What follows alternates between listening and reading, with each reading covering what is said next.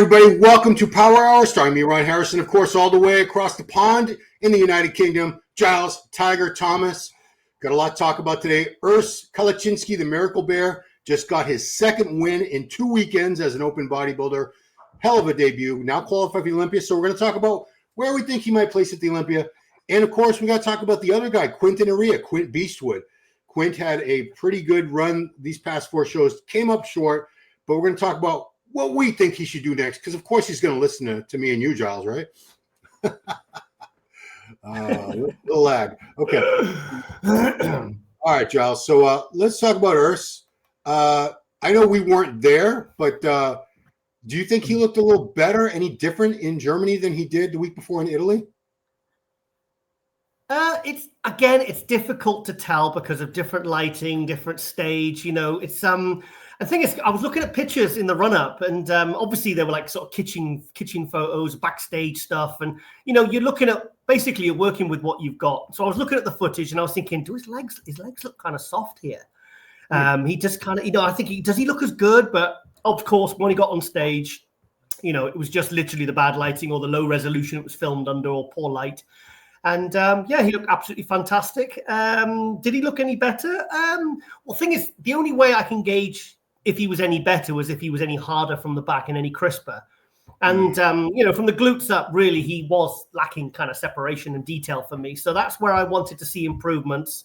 But as you can see from this footage we're looking at now, he looks bursting full. He's dense. He's hard. I love the leg separation, the quad separation. Everything's crisp. Everything's tight. I thought he looked absolutely fantastic. And I think he, you know, obviously there's only so much you can do in a week. I don't think he slipped at all. I mean, but I would say, yeah, he looked as good. And maybe if you really analyzed it and held the footage next to each other, you maybe might be able to see some difference. But no, he looked good. He looked great. And he won straight first on his home country. So yeah, good on him. Yeah. Do you think it was any closer? Do you think Quint was closer to winning at this show, or was it just as much domination on the part of Urs? I've seen a lot of people thinking that Quint should have won, and it was closer than it was the week before. Quint looked good, actually. I wasn't expecting him to be this good, because I thought, based upon Italy last week, I thought he was actually starting to get a little bit tired. But to me, he looked good at this show. He looked great. He was fresh. He looked full. Conditioning was good. I was actually, like I said, I was predicting last week that he was definitely going to slip. And I was thinking maybe he might slip down to 3rd or 4th, maybe Mark Hector or Lewis Breed or Cargbo, one of these guys might have caught him. But fair play to him for really holding his peak, you know, considering he's done now 4 shows in a row, Tampa, Texas, Italy, this one, traveling as well, you know, living in a different country while he's been prepping for the last 2 shows. So I think, yes. I mean, would it have been an absolute scandal if he'd have beat Urs here? I don't know. I mean, obviously, the crowd would have gone, look at that leg shaking on Urs. That was really distracting to me. Yeah. To be honest, I was too busy looking at Quint then. Yeah, would it have been a scandal? No. I mean, I think there would have been a lot of upset people. And I mean, how would you, if you would argue the win, how would you have argued the win if Quinton had won? Well, the fact that it was so close last week. I mean, I know that the scores, people go, well, but the scores are clean, 333, 666 or whatever. Then how can it be close? But you and I know how a lot of these shows work, where the head judge makes a decision and all the other judges fall into line. I mean, it's a bit of a bugbear of mine, I must admit. And I pointed out a lot of times. But I think Quint did look slightly better than Italy, but then again, so did Urs. So, and Urs was, if you look at the score sheets, it says that Urs won clearly last week. So really, you know, it was, like I said, I think it was going to be more of the same. And I know we had Cargbo not in Italy, and I said it's probably going to be a repeat of the top 3 of last week. And, you know, and pretty much without Cargbo, because he, like I said, didn't do Italy, that was the top 3, really. No shock there. And like I said, I mean, if it's more than a week, maybe then you could get guys slipping or, you know, fading or getting better. But it was only a week, so I wasn't shocked that it ended up this way. Yeah, I mean, I love Quinton's physique, and I did see a lot of comments. There were a decent amount of people who felt he should have won. But I look at this shot. I don't have a side-by-side picture, but Quint Quint is a lot wider in this pose. Just to give one example, the front lat spread, he's got a much wider shoulder span, wider clavicles, so he has a much more pronounced V taper. But Urs, for especially a guy that just crossed over to open, just now, to me, he looks so much more thicker and complete, where Quint looks to me like he needs to fill out. We'll talk about Quint later. Chest. Yeah, the chest, even just the whole upper body in that pose to me looks just like it could stand to be a lot thicker and fuller. I totally agree. Like, you look at Urs there, I mean, he's very, like, his symmetry, his proportions, he's got a lot. I think he's just got a lot more density than Quint. I know Quint's got a better structure. He's wider in the shoulders, smaller in the waist. And if you look at it structurally, he's much, much better than Urs, because Urs isn't exactly that wide through the shoulders, but he's very complete head to toe. Whereas Quint, there's if you squint at Quint, you can see that there's areas that could just need a little bit more chest in the front, which would make his front lat spread look incredible. A bit more, chest and shoulders in the side chest. Just little tiny details. Whereas Urs just kind of flows really, really well. I mean, there's a lot of these classic guys. They flow really, really well, and when they put the size on and it goes on evenly, you end up with situations like this where they just look absolutely sensational. But yeah, that's we're starting to hear a lot about. Well, these guys are going to change open bodybuilding. These classic pros who are moving over to open, because now the open guys are going to be. Well, they can't really, you can't change your shape and structure just because, oh no, these guys are coming along and they have really nice shape and structure. Your bone structure and your muscle shape, it is what it is. They can work on their presentation to try to step it up a level to match what we're seeing with guys like her. Yeah. Please. I mean, the thing is, Ron, sorry to interrupt, but the thing is, we've got a Mr. Olympia with a classic shape.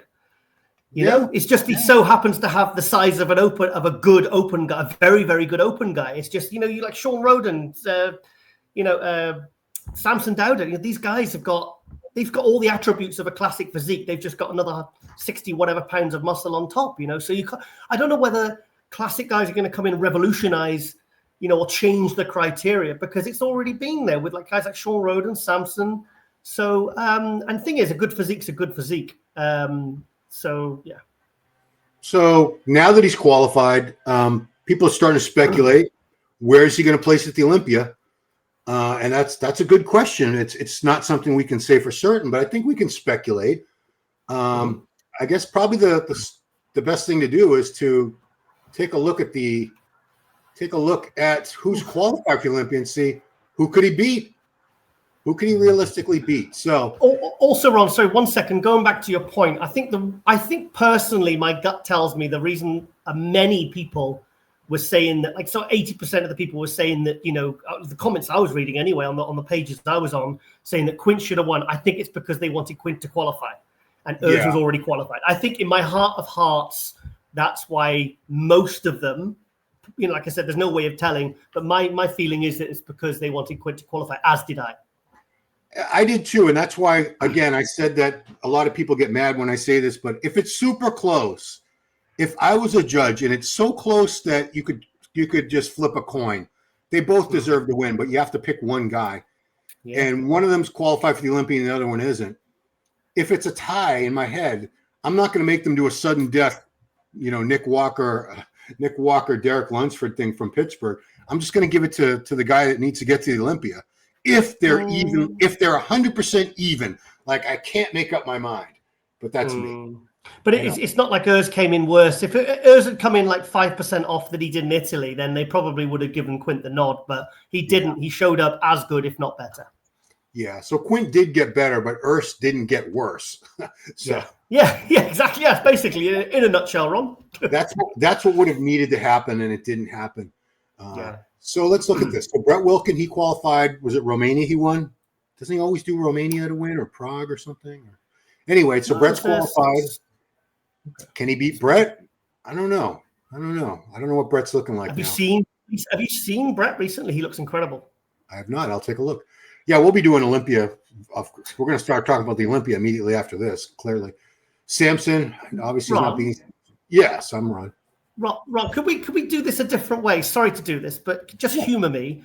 Could you give me the likely top 6 that we don't even have to agree on, you and I, but just give me in no particular order, what do you think is the top 6 likely? Sure.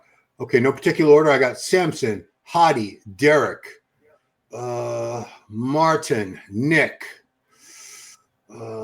Andrew. Is that 5 or 6? Okay. In that no particular order, that is, based upon what we've seen in that track record, that is most likely the top 6. So now we've got 4 spots left for the rest of the top 10 that Urs is going to have to beat and crack if he wants to crack the top 10. So give me 4 or 5 names that stand out to you other than the top 6 we've just mentioned. Sure. Okay. Akim Williams, Brandon Curry, William Bonac, and Good Vita. They're all in a row. That was easy. Vitalio Golnikov. I mean, those are Antonio Burton. I forgot about Tony. Well, what's that? 5 or 6 names now? What about? Geez, I forgot. I keep forgetting, and I'm getting a lot of flack from the Colombians. I keep forgetting about Nick Zilla, Rubio Mosquera. Exactly. What if he comes in like 4 or 5 kilos sharper, and he turns around to the back, and everything's nice and crispy? I mean, is he going to be at the top 10? I mean, and what about Regan? If Regan comes in looking phenomenal, he was top 10 before, wasn't he? 8th or 9th? Do you know what? I've always been quite harsh, and I've never really been a huge fan of Regan, but I know we can only tell so much from these carefully selected and stuff photos, but something in these last few updates he's been posting. I'm seeing a little bit of magic happen that I've never seen from him in years past. And he's been 8th. He's been top 10. It was 8th place he got a couple of years ago. Yeah. So realistically, I mean, is Urs going to beat someone like that? I don't, could he beat Sassan's going in on 2 wins? I think I don't want to do it this way because this sounds like I'm being a big jerk. But who do I think he'll definitely beat?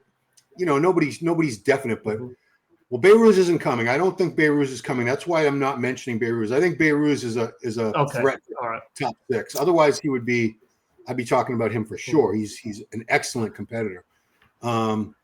Obviously, Ron, what about Jordan? Sorry, Jordan Hutchinson. Sorry, I just saw his name there. Jordan Hutchinson just won 2 shows, and he beat Quint, all those other guys. Because the thing is, Urs has won 2 shows here, but apart from Theo, who was like 12th in Germany, he's slipping. I mean, he was like 8th place last week.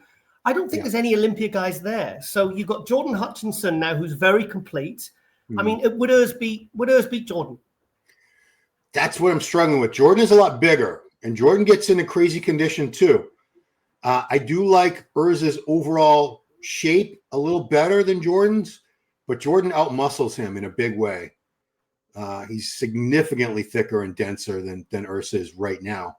What about Yeah, go ahead. Well, does Urs win either of the back shots, 2 back shots against Jordan? No. Urs his weak point, his Achilles heel right now, it's his back. It's not a horrible back, but it's not a great back. And on the Olympia stage, you have a lot of guys with phenomenal. Like Tonio Burton's back shots are just lights out. He beats most of these guys in the back shots. Regan's got a really good back. Bonac has a phenomenal back. Brandon's got a good back.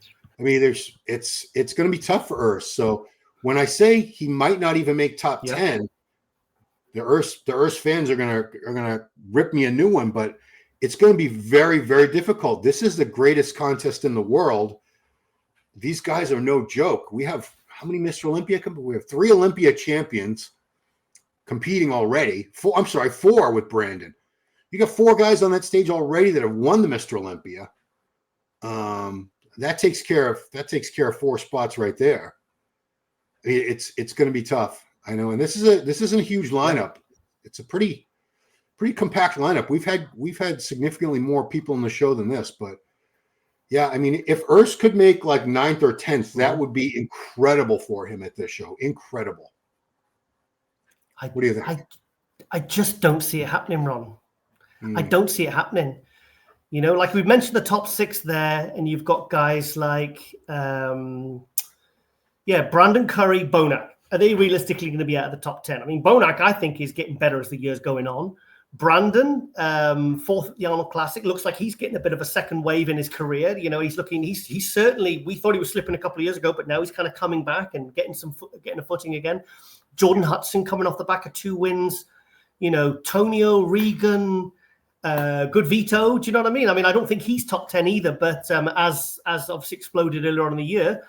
But you know, these guys are no joke. I mean, Urs has won, but did he really be top 6 or really like top 10 Olympia caliber? So, you know, I think he'll be. I don't know whether. I think from the back, I think he's going to be exposed in this kind of quality of a lineup. Yeah, and, you know, people will say, "Well, it's only one," but the back it's very important. You know, if you're losing the back shots on the Olympia stage, these judges have a very, very hard time, a very hard, difficult task, I should say. They have to sort out the very best physiques in the world as fairly as they can and as quickly as they can, because nobody wants to be there for hours while they're struggling to make their decisions. So they have to be merciless. They have to say, well, this guy's got weak legs or this guy's got a weak back, and they sort of push him down to second or third call out based on that. Condition can knock you out of those first couple call outs. You know, it could be anything, because they need a reason. They need a reason to place one guy first and one guy 20th, assuming they place that top 15. So, yeah, Urs looks phenomenal. I don't think Urs is expecting much out of this first Mr. Olympia. I don't think he's saying, I'm top 6. He's not saying anything like that. It's his fans. Go ahead. I think for the first year, even if he could get in 14th, 15th, I think that is going to be a very good starting point for him. But the next couple of years, I think we'll be having a different conversation about him being top 10, certainly. But people say top 10, top 6, and they get all excited, but then they kind of forget. You know, maybe just guys, if you do that, go and have a look at the lineup of the Olympia for the Open guys, and really, like you said, do what we've done and go athlete by athlete, and really ask yourself, if this guy's on, has he got any chance against this guy? Like if Rubiel comes in sharp, Jordan Hutchinson, Brandon Curry, William Bonac, you know, I mean, would he beat Vito? I don't know. Vito is very good. I mean, he's another guy that I don't know why I don't remember. He's someone I don't think about as often, just like Rubiel. I don't know why. But then I look at them and I think I'm looking for weak points, and there aren't that many. You know, Vito still doesn't have the greatest back shots, but he's massive. Huge arms, huge legs, really good structure and shape. In condition, I mean, Vito. Ron, what about who? What about Tonio and Regan? I mean, there's two guys that have made top 10 at the Olympia. If they show up improved or really nailing it, I mean, is Urs coming close to them? Not yet. I mean, that's no knock on Urs. He just became an open bodybuilder these past couple weeks. So give this kid a chance. Give him a full off season where he's unrestricted, doesn't have to have that mental block where, oh no, I'm going to have to lose anything I gain just to make weight. You know, this is a 260-pound Urs. Another 10 pounds on him, because I think he still needs to be bigger. He's not as big as he needs to be. He needs more back, needs a little more on the tricep. Biceps, I think, are great, but not a lot of sweep and fullness to the triceps in some shots. When he addresses those issues, I think like another 10 pounds in the right places, that's when we start talking about Urs as a definite top 10 Mr. Olympia competitor. But we're not. It reminds me of Dorian in 1990 when he came second to Benaziza at the Champions, and he just turned to the back and he realized that's where he was being beat. Now imagine if Urs really went to war on his back for a year, came back, and those back shots were matching the front, the side, because he doesn't, apart from those back shots, I don't really think he's got like a bad shot. I mean, his ab and thigh is incredible. I love his front double bicep, his front lat spread, his side chest, his side tricep. These are all crazy shots for him. His most muscular is good. But the rear double bicep and the rear lat spread, I just think, okay, I see that as a literal work in progress. I mean, I try not to judge him on that. But thing is, he is going to be judged on that when he gets up on stage at the Olympia against that level of guys. So I would be very, very shocked if he made top 10. I don't think he's even making top 12, but 13th to 15th, because he's going to be on. And the thing is, we don't know whether guys like Rubiel or certain. I mean, Brett Wilkins looking amazing. Jordan Hutchinson. It's like the names stack up. I mean, there's like literally 15 guys that are good enough to make top 10 that he would have to get past. So yeah. I think he's had an amazing year regardless. So I think it's good that he's going to go to the Olympia, do it. And the thing is, that's his starting point. And the thing is, isn't he one of probably the youngest guy up there in the open lineup? Surely at 27. You know what? I think he might be the youngest now. Look at Brett's definitely. Yeah. Samson, Hadi, Derek. I'm trying to think of the next youngest guy. I don't know if there's anybody. So Vito is under 30, I believe. I think Vito is only is he about 28 or 29? But I'm pretty sure Urs is younger than him. We know Regan's over 30. Yeah, I believe he will be. Yeah, he'll probably be. How old is Good Vito? If Good Vito is at 28 or 29, which I think he is at this point, I guess Urs will be the youngest guy up there. So that's a real accomplishment. The thing is, unfortunately, a lot of the really popular guys, like the Chris Bumsteads and the Miracle Bears and the Urses and stuff like that. I think sometimes people confuse popularity with status and kind of and level. And I know he's just won these 2 shows, but he didn't really go up against top 6 or even top 10 Olympia caliber guys. That is the point I'm trying to make. So I hate to think that his fans will be disappointed if he doesn't make top 10. And I can see that he was robbed and all that, but I'm thinking more long-term of Urs. I'm thinking, okay, then he's off to a great start, but in another year, another 2 years, and then he won't even be 30 in 2 years' time. That's when I'm going to get really, really excited and really kind of like, okay, we really need to include this guy's conversation for top 10 or even top 6 Olympia, but I just don't see it yet. Yeah, 100%. Give Urs a little bit of time. He's so young. He's just starting out in open after a very, very successful run as a classic guy. Remember, he turned pro. He was 21 or 22, so he's still a very young guy. Let's move on. Let's move on to the guy who. But the thing is, guys like go ahead. Vito. Hang on. Sorry.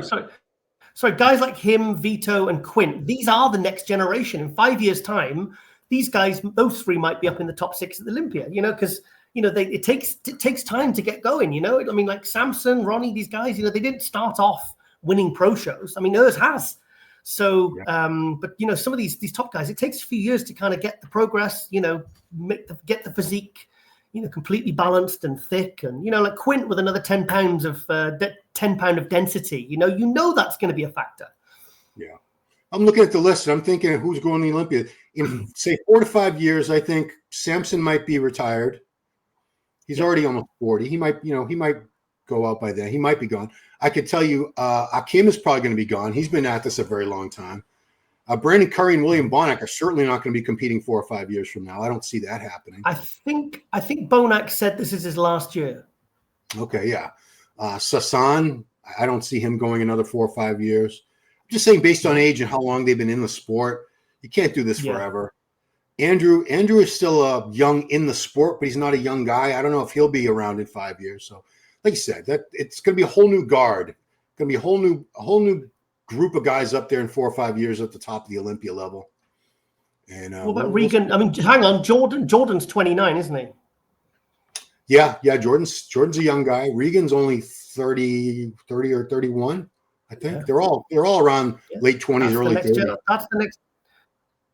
These guys are the next generation, mate. So these are the guys that that you can get excited. You can get excited about now because it's not about it's about how they'll be, cramming up that top 6 in another 3 to 5. Well, over the next 3 to 5 years. Yeah. So let's talk about Quint Beastwood. So he did 4 shows, admirable. 2 of them over in Europe. So Tampa was how long ago? I'm trying to figure out how long this guy's been in prep. So he did Tampa Pro, which was way back, very beginning of August 2nd. Texas Pro was the week after that. So he waited all the way through August, and he did these 2 shows in September, the Italy Pro and Germany Pro. So came up short 4 times. He was second place, third place, second place, second place. In that universe where we had the point system, he'd be going to the Olympia, but we don't. Not for open. So he's not going to the Olympia this year. My first question is, if you were his advisor, his manager, whatever, would you advise him to keep going another 2 weeks and try to get an early qualification for the Olympia 2026 over in France? Depends who's doing it, because he's been on prep this long. He's another 2 weeks if he's got a chance of winning this show and qualifying for next year, which is going to be hugely beneficial for him. Is that something to consider, or is it like, okay, am I guaranteed to win this? Really, when I look at who the lineup is and how good I am, and when you're objective about it, is it really realistic that he can win, and qualify for next year? It's I to be honest, I don't feel strongly either way. I won't be shocked if he shuts it down now, and I won't be shocked if he decides to go for it, because I know there's two names I know just came in this morning. Hassan Mustafa is doing France. Wow. Stefan Matella, is it Matella? The beautiful shaped guy. Looks like Paul Dillette and Phil Heath had a love child. That is very accurate. I mean, there's yeah. Yeah. I mean, he's going to be doing it. You're probably, God knows who else is going to do it. He does have a good chance. Yeah, I suppose he does. It's up to him whether he really wants to keep going with the prep, and whether he feels that he can do it. How do you feel about it, Ron? I would do it. I mean, obviously, it's not a guaranteed win. I think a lot of the guys from these past two shows are going to be there, but he beat all those other guys. The only guys you just mentioned, Hassan Mustafa and Stefan Matella. It's not guaranteed that he can beat them, but just competing because you're guaranteed to win is kind of silly. If you can't, if you're worried about who's going to be at a qualifying show, then you're not Mr. Olympia material, because you're going to run up against all those people at the Olympia anyway if you're that good. I would do it though. I would do it just to see. This sounds like a silly thing to say. It's going to be worth it. It's going to be worth doing it if he wins it. Yeah, of course. But I mean, otherwise, what's he really losing? It's another 2 weeks away from home. It's another 2 weeks on prep. I know it's been a very long season. So August, September. Geez. So assuming he did a 4-month prep, I don't know if he does, but that's 6 months in prep overall by the time he's going to be done with France, if he does France. But what's another 2 weeks, I suppose? I'm just thinking about it now. I'm trying to think about it objectively. What's another 2 weeks? And if he does win it, then it's kind of the best case scenario where you can get a qualifier, which is even before this Olympia, that qualifies you for next year's Olympia. I mean, it's like, I remember when Brett Wilkin, the way he qualified, and other pros that have, really good, like Rafael last year when he won Romania. I know he's not doing the Olympia, but like in some ways, that's one of the best case scenarios, because then it gives you almost a full year knowing that you're going to be standing on stage at Olympia. So really, you're thinking about not just trying to qualify and then try and peak for the Olympia, make improvements, going in and out of off seasons. This is about, I've got 11 months to make my physique look like it belongs on an Olympia stage, so I can actually do well and actually get a good place. Yeah, I mean, otherwise, he's not going to have as much time. So say he skips France, and now he's got to figure out what show am I going to do in 2026 to qualify. I've heard a lot of people say, why doesn't he just do like Toronto Pro, which is in June? He lives in the Toronto area, but still that wouldn't give him as much time, because if he qualifies for Olympia by winning France, that would give him a lot more time. He wouldn't have to start his next prep until, next July or whatever for next year's Mr. Olympia. Whereas if he does the Toronto show or any of the spring shows, he's going to his off season is going to be cut much, much shorter. And then what do? You have a little tiny off season before you have to start up prep again. People don't understand the timing of how complicated this can be for these guys to try to really figure out and strategize. Best case scenario is he goes to France, he wins it, and then he basically goes into a big old off season, doesn't compete until next year's Olympia, or maybe does a warm-up show 4 or 5 weeks out, like Samson did when he did France, like 2 weeks out, just to sort of, tweak the conditions, see what improvements you've made, get a buzz going. Because the thing is, when you qualify early for an Olympia and you don't do any other shows in the meantime, your name kind of gets forgotten. Oh, 100%. I mean, that happens to me every year. That's the only downside. Yeah. That happens with Brett. I forget. Oh, yeah, he's in the Olympia. because he qualified so long ago. I completely forgot about it. Have you seen how Brett's looking? I mean, I saw him guest posing in Sweden back in April, and he was, I think, 285, and he looked like he was 4 or 5 weeks out from the show. He was in really good condition. I mean, it was really like good condition for that far out. And some of the updates I've been seeing, he looks absolutely fantastic. So is this a new? Okay, yeah. Yeah, I have not been following him, I confess, but I don't doubt the guy. He typically that's Martin, isn't it, right there? Yeah, they're trained together. So what's the latest update from him? This is good. So this is 4 days ago. Yeah, I mean I don't think Urs could beat that. Sorry. I know. Sorry.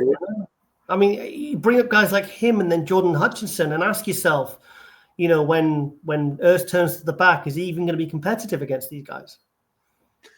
I don't. From the back, I think he's going to get beat by almost everybody, and that's, you know, I know that sounds awful. Condition wise, he'll have the glutes, the hams, and everything, but he doesn't have the thickness and density in the back yet that some of these guys do.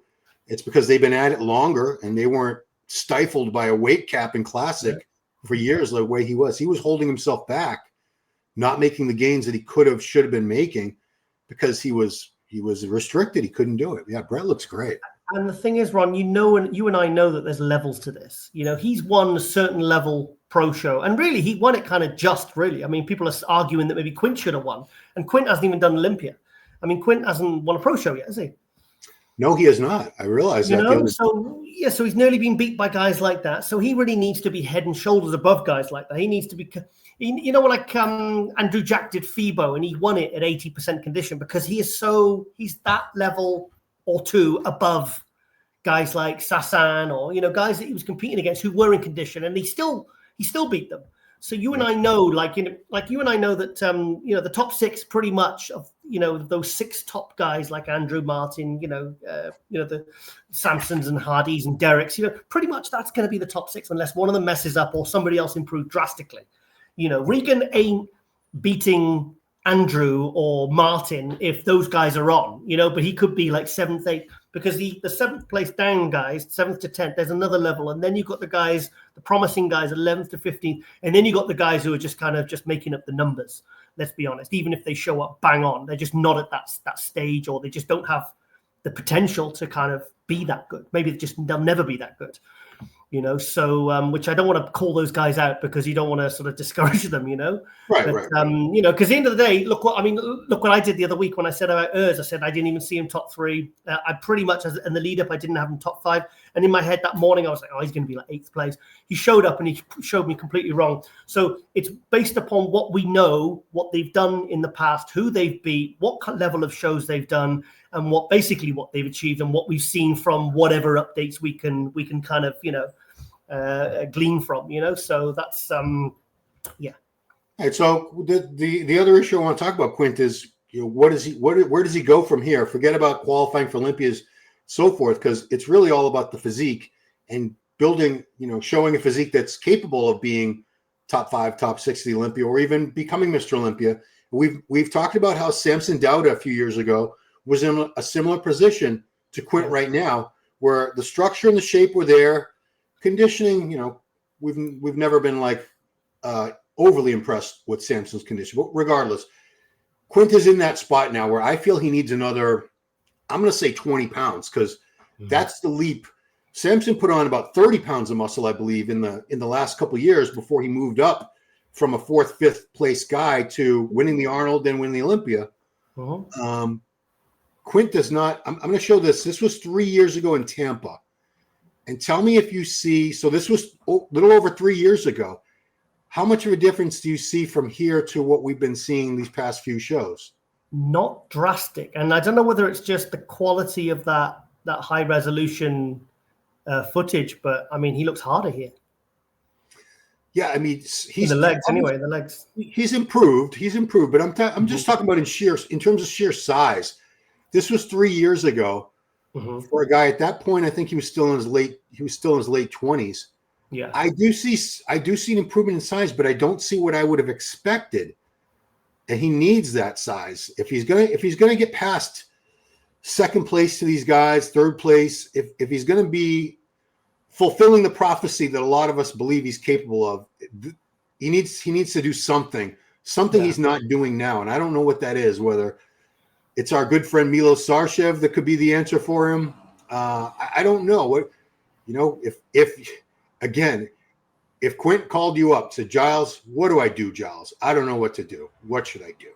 It's just a matter of just keeping on going. I mean, like Samson 22, he kind of reminds me of when Samson was there, where, he was at a certain level and he was a great pro, and, he'd always be up there in the good placings, and then he just went kind of nuclear and just dung, dung, dung, dung. Every show, the body weight was going up, the waist was staying small, and he just basically went all in and just kind of went to that next level in like the space of like 1 or 2 years. Now, we're seeing a lot of ifs here. Yeah. We look at guys like this, and we've seen guys like this before. I'm trying to discourage him, but I'm saying that there's been a lot of guys like this before where we've looked at them and saying, look at the structure, look at the genetics. Remember when we said Richard Jones, remember when it was said in the front page of Flex magazine that Richard Jones could win the Olympia, and he went to the Olympia that year, 2005, and he got last place. Yeah. It's like, it can be a gift. The thing is, it's a blessing and a curse when you see someone that has the genetic potential, the structure, everything there, but they're just kind of bringing the same or just slightly better. We all know that Quint, just say he goes and puts 10, 15 pounds on. And the thing is, that sounds like a lot of muscle, but on a guy that's 6'1", 6'2", that's not actually a lot of, that's not drastic. Like if you could wave a magic wand and put 20 pounds on him, then probably guys like Samson and Andrew Jack would be sweating, right. Because he needs to do that to really, really level up. So, but the thing is, to keep it really positive, he has improved this year. So he just needs to, he's been doing, because he is getting better, but it's incremental, which probably like Rafael Brandao, his progress has been incremental over the years. Nothing, you don't look at him when he takes a year off and comes back and you're like, oh, holy shit, wow. It's like, and then you see the photos and you really look close and you're like, okay, he's put 6 pounds on, and I can see it here, I can see it there. His balance is better. He's brought this body part up. He's a little bit more detailed in this area, and it kind of, bodybuilding is that kind of name of the game. And the thing is, they can't all do what Samson did and go from like this level to Mr. Olympia within 2 years. Some people just don't have it in them. But it's like I said, it is kind of within his control, because you see guys with poor genetics, like guys like Lewis Breed. I mean, that guy doesn't have anywhere near the kind of structure that Quint does. Right. But imagine Quinton with Lewis Breed's density, conditioning, and muscle hardness and fullness. I mean, that's something that you could go toe to toe with the Samson or an Andrew, 100%. So, I mean, the question is this about as big as he's ever going to get? I don't know. Or is he capable of doing what Samson did? Because Samson made that jump in mass in a pretty short time. It was like 30 or 40 pounds in a 2-year span. It was a very substantial amount of muscle that he put on. But that's the question. Is he capable? Now, physically, structurally, yes, you can say add 20 pounds to that. And yes, that would be, very, very hard to beat. But can he do it? That's what I'm saying, is we don't know if this might be his full potential in terms of mass. I hope not, because I'm a huge fan of his physique, and I want to see him go to that next level. But if he's this size, he's not going to get to that next level. And I know people are going to be like, that's a big dude. I mean, think about who he's got to beat, though. That next level of guys is a lot thicker and denser. He's got the shape, he's got the structure, but he does not have the mass of those top guys. Yeah, but I don't know. The thing is, though, bodybuilding is all about progression. So yes, if he keeps bringing in the same look, or just 1% better after another year, another 2 years, then other guys are going to pass him by, and he's not going to hit the next ceiling. But he's what, 31? Yeah, 31. 31. So basically, that's us saying he's never ever going to improve after the age of 31. Now, I think he'd have to be pretty lazy and be putting in not very much work to not improve. So yes, we look at that footage. You saw that footage just then. You showed, it's not drastic improvements, but there is improvements. So if he could pull a bloody what Samson achieved with Milos, then 100%. But that's a big if. And like I said, not everyone can do what Samson did ever. Right. And I want to make it clear that I'm holding out hopes. I'm rooting for Quint. I want him to Me too. rise to that top echelon because he's a really good guy. Yep. People question his work ethic. Or, how do you know? You can't tell. They say he doesn't look like he trains that hard, but like some people aren't the grunters and groaners and making those gremlin faces. Mm-hmm. Not everyone is like that. Like Andrew Jack, I don't think he's screaming and grunting and groaning when he trains, but he obviously he's trained hard to get where he is. Yeah, but Ron, I did that tour with Andrew Jack last year, and we did a collab video where Nathan Diasha came over and they trained together. And you know what Nathan's like? He talks when he's got the video on him and it's not contest time. He's talking the whole time and he's in between sets and he's taking long rests in between sets. And you can see he's not fully focused. And Andrew was kind of just using the video. He said, Giles, when I'm on these tours, he says, even though I'm eating right, because we were cooking all his food, he was, he said, this is like coasting training for me. And I mean, he was in between reps talking to Nathan and he was doing 4-plate incline Smith machine. Wow. So, and that to him is just, that's him at 50% training, just enough to maintain. He calls that coasting training. When I did the tour, Brandon Curry in 2020, he came and trained shoulders at Derek's gym. Derek Clark used to be my producer for Global. Oh, yeah. He was training, and I was watching him train. And Derek, he was the captain. I said, go and train with Brandon. This is your one chance to train with Mr. Olympia. Because he was all shy. And I literally pushed him in the gym. And I said, go and train with him. You don't get many opportunities. You don't get any opportunities like this. Yeah. So I went and trained with him. And Derek's a hard trainer. He's a very good bodybuilder in his day, still train hard. And Derek was dying. And I said to Brandon, I thought you said you weren't training hard on this. He said, no, I'm not. He said, this is not even 60% for me. Wow. So these guys, 50, 60%, what you think is not training hard, go and, then like I said, we're all making judgments by what we're seeing on our phones and on our laptops and everything. Yeah. But actually go and train with them. Do you know what I mean? And actually see what they're, go and train them when they are training all out. Basically, that's my point. Well, and it's funny that a lot of people will judge training hard versus not training hard in terms of how many basic barbell and dumbbell movements they do. Like if somebody uses more machines than they think somebody should use, oh no, they don't train hard because Phil Heath used primarily machines, if I recall correctly. Exactly. He did pretty well, 7 Olympia wins in a row. It used to make me laugh when people said, "Oh, Paul Dillette didn't train hard," and it's like, yeah, but look at the guy's physique. It's like, what are you judging that on? Maybe the day when Mitsuru used to come in and film, they were kind of. Maybe they weren't training at 100%, not everyone's a Dorian or a Ronnie, that would go in and just literally just tear the gym up every single day. If they're didn't matter what time of the year it was, whether full off season or pre-contest or coasting, those guys always hit it hard, But everyone's different. Everyone's different, and the thing is, all you've got to do is stimulate the muscles. Like I see Samson doing like a lot of. Sometimes you see him doing a lot of isolation movements, but he might have just done 6 exercises before that and done all the basic stuff. And, it's like when you're in the gym or something, you finished like your heavy basic movements and you're doing some light laterals with like 15-pound dumbbells, and then some hot chick walks in or some group of guys walk in and they look at you and they're like, oh, look at him. He says he trains hard. And you think, yeah, well, you should have seen me 20 minutes ago, mate. All right, let's move on. Let's move on to someone who is probably the most dominant Olympia champion right now in their respective division. Sydney Gillen was, but she's retired. So Andrea Shaw just won her 5th Rising Phoenix title. She's got 5 Olympia titles and most likely going to have 6 Olympia titles in a couple weeks. So I want to say congratulations to her. And I'm really glad that Jake Wood keeps this show going. This was actually... I think he had this show before he even brought back the Ms. Olympia, if I recall correctly. Mm-hmm. And she's won almost all of them. Those are the respective. Is that the top 5? I guess so. Yeah. See, Angela Yeo won it last year and beat. Right. And beat her here.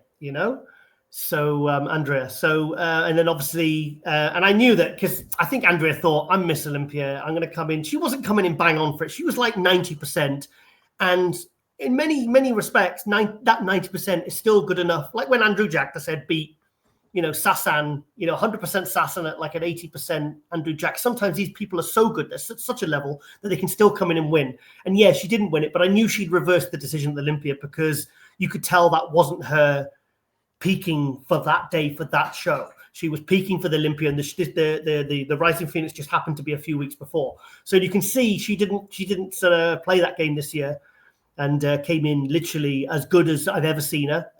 But I wonder if Andrea Year was going to be doing the Olympia. I would imagine because she was second last year, she will. But it's interesting why Andrea Year decided not to do this one after she had such a good result by winning it last year. Yeah, I don't know. I mean, maybe she's obviously she's already qualified. She's saving it for the Olympia. I mean, because I'm not going to try to guess inside her head, but I think everyone knew that Andrea losing last year, she wasn't going to let that happen again. She wasn't going to take any chances and come in at anything less than, and that's a long time to hold a peak because that was 4 weeks out. Mm-hmm. This show, I should say, was 4 weeks exactly from the Ms. Olympia. So she's got to hold on to this. And I don't think this is even her 100%, to be honest with you. I think I've seen a little bit of footage and stuff, but to me, she looked better than she did at the Rising Phoenix last year. That's the point I'm trying to make. Yeah. But it's just interesting why Angela didn't jump in this one just to try and, shit her up and create a bit of hype for Olympia. Because I mean, if you beat the what we saw as like an almost unbeatable Miss Olympia, and you're going up against and you beat her, surely your confidence would be enough for you to, you can see she's not 100%. You would think that Angela would be thinking, I'm going to go do it again. Yeah, and another thing to think about is they don't have a lot of shows. Women's bodybuilding division does not have a lot of shows. That's why they don't need a point system because there's only a few of them compete. There's only a few shows with big money, and this is one of them. So I don't know why Angela passed it up. I don't know what second prize was. They used to give away, I think they stopped the car, but they were giving away like $50,000 or $60,000 cash plus like another $50,000, $60,000, $70,000 worth of vehicle to whoever won this. I remember interviewing Hella Trevino, and I think she'd won it, 2 or 3 times? Yeah. And then she picked up her phone and she did a guided tour of her garage and opened up the garage and saw all the cars in there. She kept them all. Yeah, she kept them all. Yeah. It's a good shot, but it looks to me, just at first glance here at this particular footage, it looks like Andrea Shaw's legs have got even bigger. The quads I've never seen her quads looking this big. Yeah, I remember the arms always overpowered the legs because her arms she's got these phenomenal arms. She's made some gains. She's definitely, again, here's somebody who's already a dominant world Olympia champion, and she's still improving. It's amazing. And she's over 40 now, and she's 40, 41. She must be. Yeah, I like Andrea. I remember I saw at the Arnold UK last year, and I hugged her because she was full on off season, and I was like, wow. I was like hugging for a bit too long, I was like, ooh.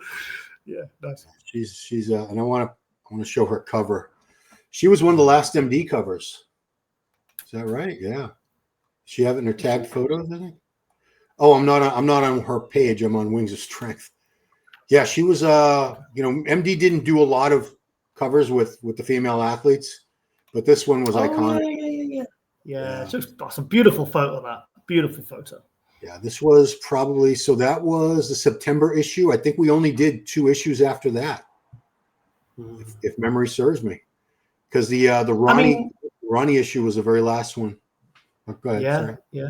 I got when Ronnie was here last year, I got him to sign it, and he's dated it. Yeah, I'm certainly in the room there. I know exactly where it is.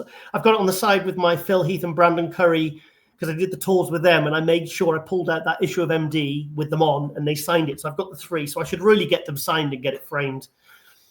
But I remember I gave Ronnie 10 or 12 copies of that at that 23 Olympia. Oh, nice. And I don't regret it because it's him on the cover. I'm like, man, that was the last issue. I should have kept those. Maybe they'd be worth something someday. I'm so glad that my last ever article in the main, and it was the main sort of they call it the cover feature, wasn't it? They used to call it. I'm so glad that I did it. I'm lucky enough that I got to do it, and I'm glad that it was with Ronnie because I asked Ronnie. I said, Ronnie, I messaged him, privately. I said, Ronnie, do you like that? He says, oh, I loved it, mate. He said, I really loved it. Wow. And then he started talking about certain bits he liked of it because I was thinking, he's just saying that. And he says, no, I liked what you said here and you said here. And I was like, obviously, because I've got a personal connection with Ronnie. Right. But in terms of Andrea Shaw, we've got to look at her. I mean, really, Rachel McClish, Corey Everson, Lenda Murray, Iris Kyle, and and Andrea Shaw. I mean, that really is the Mount. I mean, obviously that's 4 or 5 names there, but that's really those are 5 of the 4 that you would have on the Mount Rushmore of female bodybuilding. She's incredible. I think she's really done a lot to rejuvenate. When it came back in 2020, I think she's done a lot to really, because of the package she brings. I mean, the physique, the femininity, the presentation, and also who she is as a lady. Because I love Andrea because she's so lovely. Yeah. And I think she's a great representative for female bodybuilding. So yeah, I think she'll win again this year. Yeah, and just on that note, I know it's an athletic event, so facial beauty and femininity really shouldn't matter. But she still, all that muscle mass, she still has a woman's voice, and she still has a very pretty face, which it helps the reach of female bodybuilding. If we're trying to get more of a fan base. Yeah. You're more likely to attract newer fans with the feminine look, still plenty of muscle, than you are with more of an androgynous look. So, and also look at the effort she goes to with her posing routines. I think Rachel Daniels helped her with this one last year, where she starts on the floor. And I mean, you know me, I know I go on and on and on about posing routines and the effort they put into it. I mean, look at that. I mean, that's kind of like the routines that you would see all the competitors do in the 80s and early 90s. So the fact that she's putting that much effort into like head to toe presentation, her physique, her femininity, her hair, her makeup, and everything. The fact she puts that much effort in overall is why I think she deserves to go down as one of the greatest ever. Absolutely. And not just Miss Olympia, but overall Olympia champions like that. Like she's like the kind of Ronnie Coleman, of her division, like the Sidney Gillen of the figure. These are some of the names that we will remember in 20, 30 years as being the absolute goats of their division. Oh, absolutely. She'll go down with all those names. I think we should probably add, even though Bev Francis never won a Miss Olympia title, if we're talking about the pantheon, as far as women that were pioneers of the sport and had a massive fan base, we got to throw Bev's name in there. Yeah. Now, I don't normally talk about men's physique. It's not that I have anything against them. It's just it doesn't interest me as much as some other divisions. But you mentioned to me that Jeremy Buendia was competing again. Mm-hmm. That was 98 weeks ago. That is not a recent shot. He looks good, doesn't he? He looks good. I've never really been that much of a fan of men's physique, but Buendia, when it first started, he was the one that kind of caught my eye as being like, okay, this guy's going to go on a dominant run. Is it 3 or 4 years he won it on the trot? Let's see what he says in his bio. I think it's 4 times, 3 times, 4 times. What would it say here? 4-time Olympia champ. One of those guys that just, I mean, to me, like he's and the thing is, he said this is going to be his last year. And the thing is, there's actually quite a lot of hype this year for the men's physique. I've seen Ali Bilal, Ryan Terry, Brandon Hendrickson, Andre Ferguson, guys like Jeremy Buendia. They've all been really they've really been putting themselves out there online in interviews and building a lot of hype, actually. And I think it's important for the top guys to really promote their division and actually not just stay quiet and hidden and just do like sort of prettily edited and filmed and filtered videos and high quality footage, whatever, and just put it on YouTube and so they make money. But actually doing stuff to actually bring positive attention to the division. And I think I've seen quite a lot of that recently. And I think there'll be more excitement for this division than there has from not just the hardcore men's physique fans.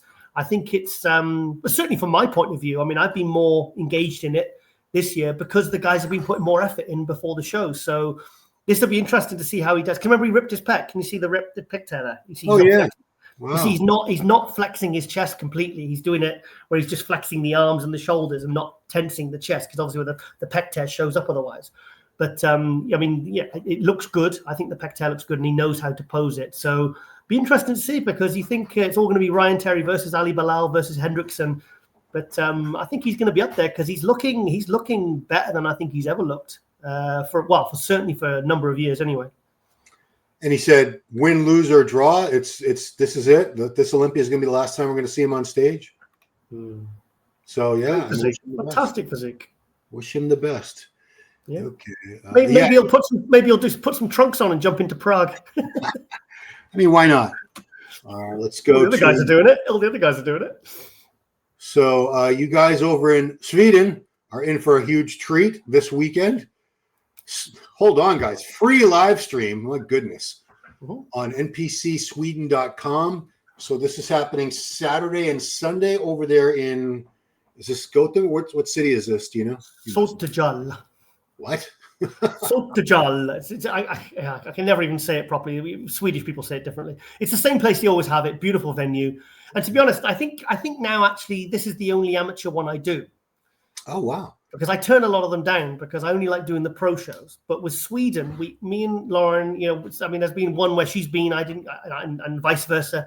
But this is the one where this is the one I never ever say no to, because literally from when you land, you get picked up. You got like your own driver, and everything's planned out. They're messaging you. They're taking you out for nice meals. It's not just, I don't just go. Sometimes I'll just go to a show for the show, and that's my main reason for going. But when I go to here, it's for the overall experience. It's to spend time with friends, and because this is a busy show. I mean, like they're doing live stream commentary for like 8 to 10 hours a day on both days, and you've got to focus. And there's people back, and they've got screens backstage where they put us superimposed because we're on green screen, and they superimpose us on the back, and there's people literally watching it backstage and on their phones. All the competitors are watching it. They literally see if there's the next division of men's physique, they'll be watching the one that's on stage at that moment, watching it live, and you get people commenting you as the show's going on. So I can't wait. And this year I'm the lead host. They promoted me, so I've got all the cue cards and stuff like that for the sponsors and stuff like that, which Ashkan would normally take care of. He's not doing the live stream this year. There's actually a very good reason, which you'll find out very, very soon. Yeah, I think was that the secret story you were going to come up with? Or no? Nope. Oh, okay. I'm just curious. When you do a live stream for this is a pro qualifier, but these are all amateurs. They're competitors. You don't know anything about them, right? No, you just basically say what you see. And the thing is, like, because it's free. Because I've asked Lewis Breed. Lewis Breed's going to be there this weekend. Because on the Friday when we fly in, sometimes the driver says, we're supposed to take you to the hotel, and sometimes I just say, look, take me to Stark Gym, because there's a gym locally, like a couple of minutes away, where everyone trains between a certain time. So I know that if I fly in the morning and I go straight to the gym, put my gym clothes on and train, I know that, like Keon and Martin were there training in 22, literally doing some back. And there's everyone. There's probably 50, 60 people at any one time. And some of the competitors as well. What was that young lad called? The men's physique, who looked like Terence Ruffin. I forgot his name now, but he was coming up to me and goes, "Oh, Joel, I watch your commentary and I follow your stuff." And and I said, "Well, let's go and train then." So I've actually asked Lewis Breed. I said, because I texted him, I said, "Look, if you want to train arms with me on Friday," I says, "I'll understand if you don't want to because you're scared." So, like Branch and Johnny sometimes, Michael's there, and they have a barbecue outside, a free barbecue, and everyone gets free training, and then everyone's in the mirrors posing, and it's a really good start to the weekend, because then later we go back to the hotel, and then we go out for a nice meal, and then the next morning we're there for 9 a.m. and it's just all systems go, and it's always a buzz. I can't wait. Lauren's flying back from South Africa on Thursday. It was her dad's funeral last week, so she's had a rough couple of months there. So but she's really, I'm glad that we've got this to go straight into, because we're staying till Tuesday. So I can't wait to kind of immerse ourselves in it. Just be with nice people. Like I was there in April, we were doing sightseeing with Brett Wilkin, Hunter, Branch.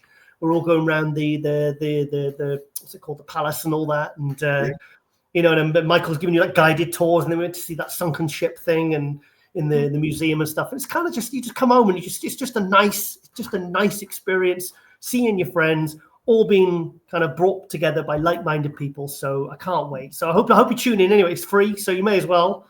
And I can't wait. Yeah, guys, npcsweden.com. It's Saturday and Sunday if you want because there's no pro shows going on this weekend. This will give you a free live. Free is the best price. I love free. Mm-hmm. Nothing beats free. And the good thing is, because there's at least 3 of us at any one time on the panel, because I think, like I said, it looks on that poster, Branch and Johnny are going to jump in, and I'm going to ask if Lewis can jump in, because I wouldn't mind doing like the heavyweights or super heavyweights with him. Yeah. The thing is, when there's plenty of us, it not just gives you a chance to have breaks, but like when I usually have my break, I'll go backstage, because backstage is like a show within itself. They've got like free food, and there's just so much going on backstage. Interviews, photography, the live stream. Free. There's people working, because you got MJ's got his own coffee. MJ's Roast. Really? There's literally people there with an espresso machine, because I'm a coffee snob. I don't like the instant coffee. I hate that shit. Yeah. I like the, so I keep going, having top ups of like literally triple espressos. So you can go and have a nice free coffee. And also it gives you a chance to see the next few classes. Like the heavyweights and super heavyweights, when the light heavies are on, I might take like a 5-minute break. I say, guys, just cover for me. And I go around and I'm literally just like scouting out who's there. Because obviously you can tell the super heavyweights are because they're freaking massive. Yeah. And and also you've got to be really careful of sort of keep yourself professional because a lot of women backstage and stuff, a lot of people with phones. And so you're really sort of like, and they're coming up to you in bikinis and they're asking you like, and I kind of get nervous because I just, the whole Me Too thing. So I just, I usually just speak to some of the supers and the heavyweights and get my coffee and then get back on and do some more live stream. As long as your eyes are at eye level, I think you're okay. Thing is, you know what it's like. You see, imagine you're just turning your head and your hands scanning, and knowing your luck, you'll get somebody taking a photo of you in the line of sight. And because there's that gym, local gym, there's a big gym chain, and they got one of the local gyms here. And I was watching I told you this. I was looking at the gym owner, the franchise owner, doing this video about gym rules. And like rule number 4 was don't give eye contact with women. Oh wow! Like you're not allowed to take that's a rule violation of the gym, and you can be asked to leave or suspended or banned or whatever if you even give eye contact with another woman, obviously a woman in the gym. And I just thought, what is society coming to? You've got to be really careful. But that's exactly the rule I follow. Because I've seen all those Joey Swole videos, and I don't want to be in some woman's TikTok saying, "Look at this creep. He was looking at me." That's the last thing I want. Or Ron, they get some video and they freeze frame it just as your eyes are just scanning the room, and it happens to be where someone's walking past. And honestly, mate, I'm really like when those classes are backstage, I tend to just literally grab my coffee and run. Because the thing is, you get a lot of as you know, there's a lot of people in this industry, professionals that use their position to not be professional. Let's put it that way. Correct. And I've seen it where some of these media people have been actually like physically touching some of the girls, even if it's just, oh yeah, can we show your delts? And you can see they're getting a kick out of it.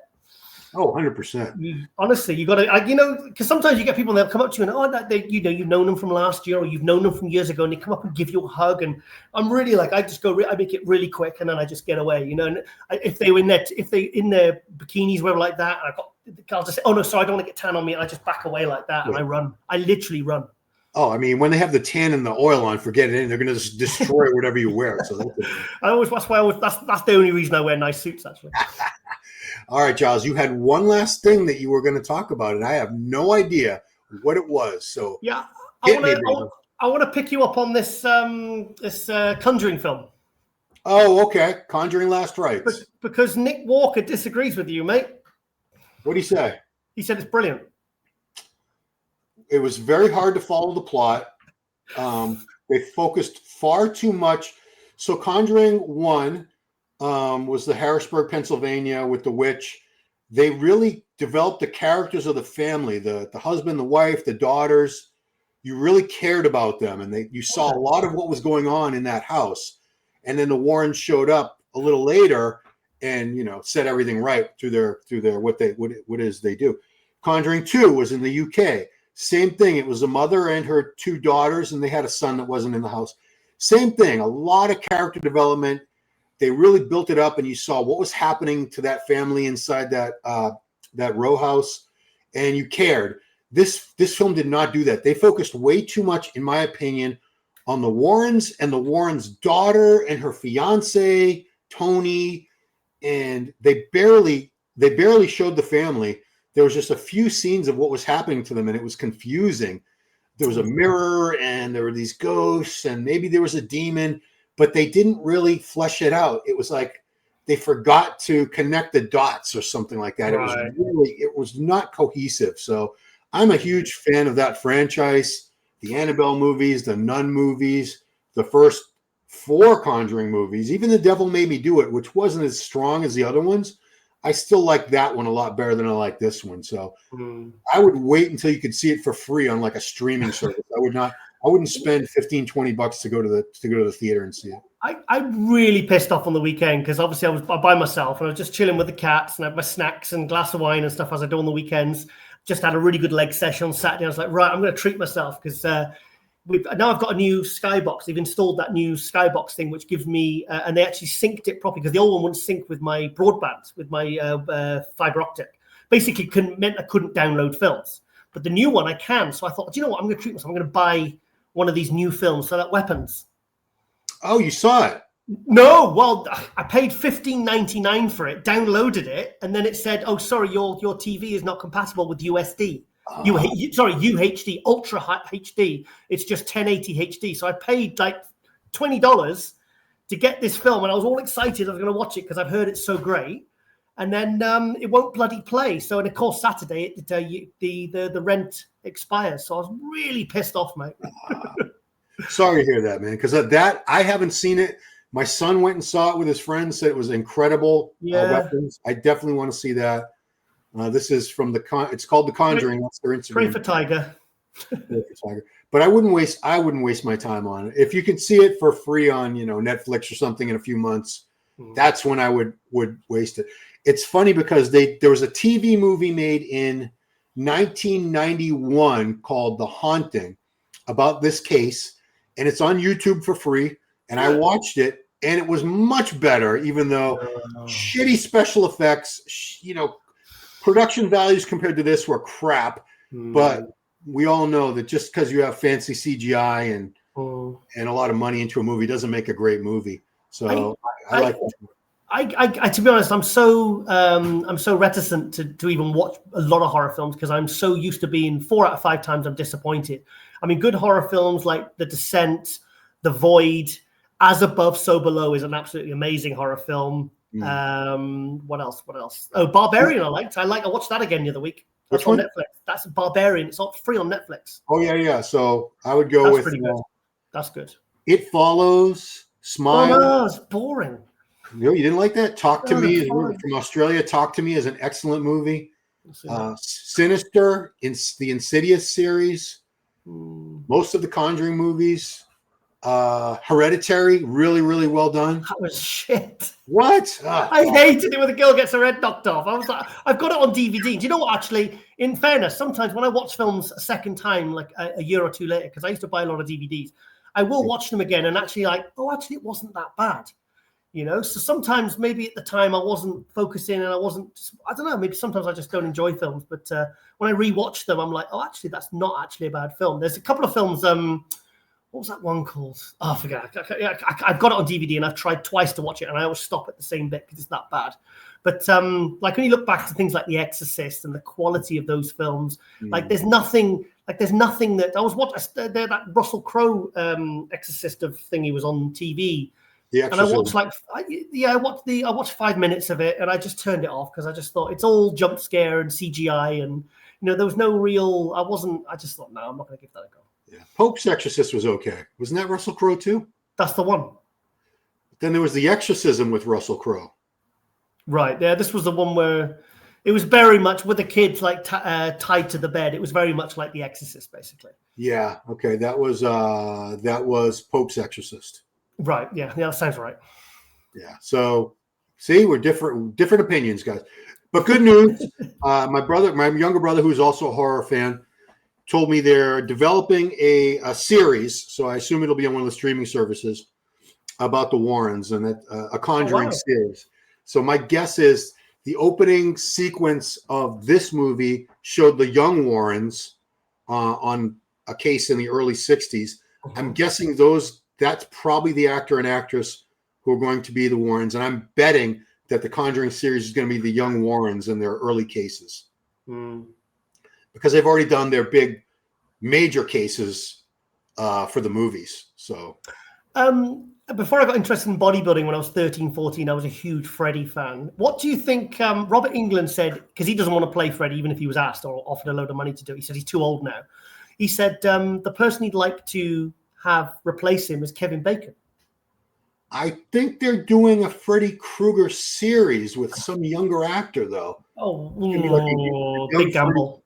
Big gamble. I know, but I think I heard that. I mean, they had Jackie Earle Haley, who's an absolutely amazing actor. He was fantastic as Rorschach in Watchmen. And then they brought that absolutely. It's a film that I think most horror fans or Freddy fans just want to pretend didn't happen.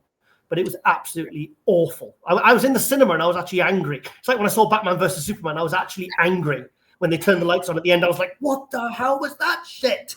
I was actually annoyed. I was actually irritated, furious. So how dare they do this to them? So that's my review. I didn't like it personally. I don't recommend it to anyone because I didn't even know that ticket prices had gone up so much. It had been so long since my son bought me a ticket as a senior citizen. They didn't check it. But anyway, I'll be honest, Ron, going to the cinema now annoys me because people are always on their freaking phones and getting their phones out, checking social media. It's like gyms now. Everyone's on their phones and it's like, guys, just turn it off for 2 hours. Go into the gym. Leave it in your gym bag. It's frustrating. And thanks, I went to see Superman with bloody Lee Priest. I mean, that's kind of like, that's one off the bucket list. And I didn't even enjoy that really. Well, I mean, as an old man with a weak bladder, I can't go 2 hours without urinating. So I end up missing at some point. I'll wait till there's a big action scene. And then I know it's going to be not much going on for a couple minutes. And I run to the bathroom and come back. But I can't make it. And then you go out and you can't remember which way it was. And you'd run up and down the corridors. You're like, ah! Yeah. And you're yelling out to your friends. Anyway, get some of those. Get some adult diapers. Yeah, I don't want to. I'm not ready for adult diapers yet, but if the day comes when I do need them, I will not hesitate to get some Depends. Nice. Yeah. That's my brand of choice, I think. Yeah, that's the big one. That's like Pampers and Huggies are the big baby diapers, but Depends. If you're a grown ass adult and you need a diaper, Depends. Yeah. Ron Harris, Depends. 10% discount code. There was an old joke say, "What does an old man wear? Boxers or briefs?" And someone goes, "Depends." Ron, that's a good one for you, mate. I'll give you that. Okay, cool. Well, I didn't come up with it. But anyway, that is it for this week's Power Hour, guys. We covered a lot of ground. So in the comments below, where do you think Urs is going to place? Who do you think he can beat? Quinton Eriya, Quint Beastwood, what does he need to do to move to the next level? And do you think he should do France? Give himself that one last chance this season before he's done, before he shuts it all down, and maybe qualify for the 2026 Olympia? Should he hire a coach? I know he's not into the coaching scene. Should he go live with Milo Sarshev for a couple months or in the same general area? Yeah. Could you imagine? Can you imagine if Quinton went in and he was like looking sensational, and then on the way to the airport, Samson says, "Oh, by the way, I'm coming with you. I'm doing it as well."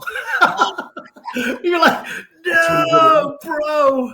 He did that last year. That's right. Yeah, he did. Matt, can you imagine if he just kept it quiet and they're living in the same house and Quinton's looking sensational? He's nailed it. He's really suffered. He's been doing 0 carb and 10 hours of cardio a day. And he goes there and then all of a sudden Samson starts getting undressed backstage. You'd be like, you bastard. Well, if that happens, your title as Mystic Tiger will be unquestioned. Oof. Because you would have called that a little over 2 weeks before it actually happened. So remember that, guys. Remember what Giles just said. And if that ends up happening, this man has true psychic abilities. Psycho ability. All right. Well, thank you so much, Giles. Appreciate it. Have an excellent time. I wish I was going. The way you just described that whole 3 days in Sweden, I'm like, I'd probably just want to go the first day, honestly. That sounds like the best day to me. Looking forward to sharing a bottle of red wine with Michael, because when we got for the meals, he's like me, only weekends. You know what I mean? He's super strict all the time and he's busy. And then he gets the red wine. I'll be like, yeah, that's me too. So he's one glass and he's gone. It's hilarious. Those were the highlights of our when we were done covering like Olympia Arnold nights. We'd have dinner with Steve Bleckman. Would take us all to dinner, and the red wine was flowing, guys. We had a lot of red wine. Yeah. It was Steve that got me onto the Malbec, because when I went to the Masters Olympia in 2012. Because I said, I'll have Shiraz, and Steve says, no, we're drinking. And there's Pete McGough was there, and Anne, George Farah, Dan Solomon, Lou Ferrigno. We're all there in the bar.